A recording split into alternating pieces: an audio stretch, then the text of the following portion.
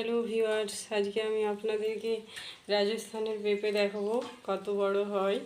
এই পেঁপেটা আপনাদের বাড়ির সকলের হয়ে যাবে, এত বড় হয়। কুমড়োর মতো দেখুন দেখতে, আর বড়ও কুমড়োর মতো। ছোট বড় সবাই খেতে পারবে, এত মিষ্টি হয়। এখন এটাকে আমি কেটে দেখাবো। আমরা তো একবারে পুরোটা খেতে পারি না, হাফ হাফ করে খাই। এই দেখুন, এখন আমি এটা পরিষ্কার করে নেব। কতটা বড় হয় আর ভারীও খুব। এই দেখুন, আমি পরিষ্কার করে নিয়েছি। কি সুন্দর দেখাচ্ছে ভিতরটা। এটা এখন আমি পিস পিস করে কেটে নেব। এটা দেখতেও যেমন সুন্দর আর খেতেও সেরকম মিষ্টি। আমি তো ভেবেছি যখন আমি রাজস্থান থেকে ওয়েস্ট বেঙ্গল যাব, তখন আমি পেঁপের একটা চারা নিয়ে যাব।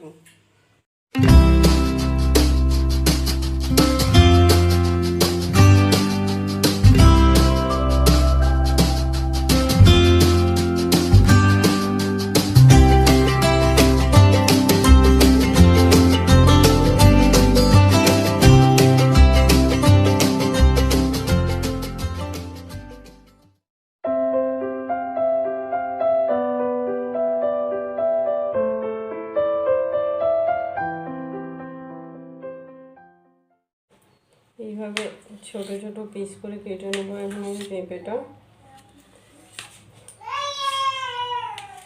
এইভাবে খেতে আরও বেশি সুন্দর লাগে দেখতে, এই জন্য এইভাবে কেটে নিলাম ছোট ছোট করে। ও পেঁপে খেতে খুব পছন্দ করে, আর পেঁপেটা খুব মিষ্টি তো, এই জন্য ও আরও বেশি খায়। নিজে খেতে পারে না, আমি ওকে এখন খাইয়ে দেব। ওই নাড়াঘাটা করবে আর নষ্ট করবে, খেতে পারে না নিজে হাতে।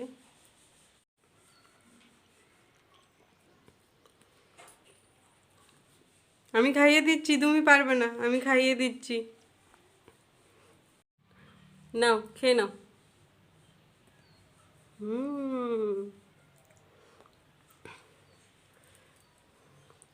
ওকে একটু ম্যাশ করে দিতে হয়।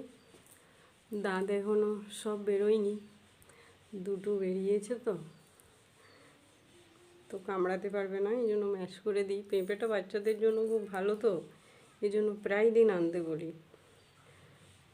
এই দুপুরবেলা ভাত খেয়ে ঘুমিয়ে যাই, উঠলে পরে পেঁপেটা কেটে দিই।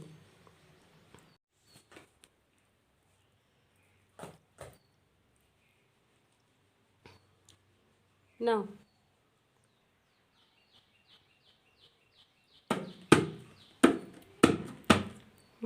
ঢোল বাজাতে বাজাতে খাবে, ঢোল বাজাতে বাজাতে খাবে।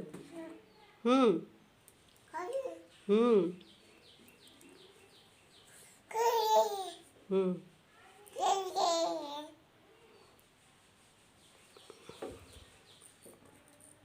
এটা কত রসালো দেখুন।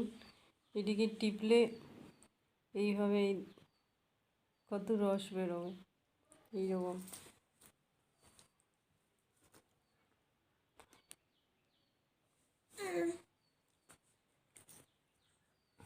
আমি অল্প পেঁপে রেখেছিলাম, এটা মিক্সার মেশিনে গ্রাইন্ড করে নেব।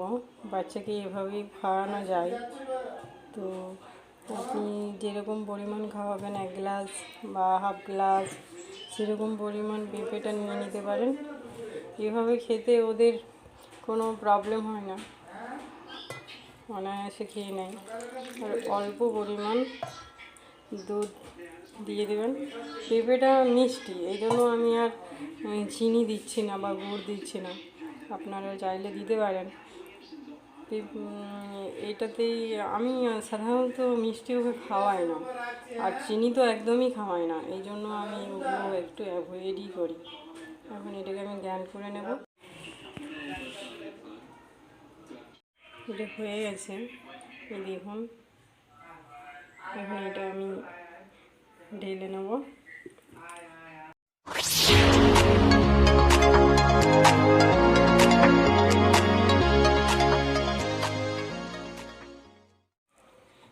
এই যে দেখুন, এইরকম হয়েছে। এইরকম বাচ্চারা খেতে পছন্দও করে, আর ওরা অনায়াসে খেয়েও নেয়। এই জন্য আমি অনেক সময় এইরকম বানিয়েও দিই যখন সময় থাকে।